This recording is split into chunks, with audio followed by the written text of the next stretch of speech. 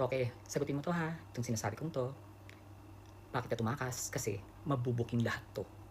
Yung pagnanakaw nyo ng lupa, marami kayong linan grab nila Duterte. At ikaw yung nag-aayos noon, nung time na wala ka sa palasyo. Nainip ba kayo sa part 3? Itutuloy natin to. Laban. Ipatutumba na ako, alang namang manahimik pa ako.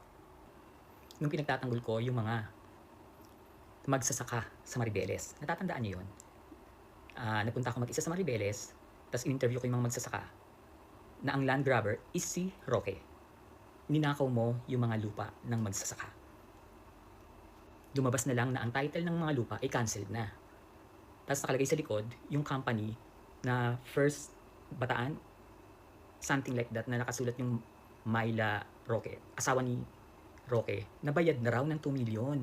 Dun sa interview ko sa mga magsasaka, hindi sila nabayaran at ang nangyari, pinapunta sila sa land bank sa Pampanga nung araw na magbabayaran, naghihintay dun yung mga magsasaka. Pero ang nangyari, yung lawyer ng mga magsasaka, inambush, pinagbabaril.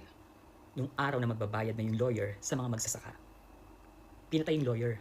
So mas malinaw na walang bayaran na nangyari. Linoko nyo, ninakaw nyo yung lupa ng mga magsasaka.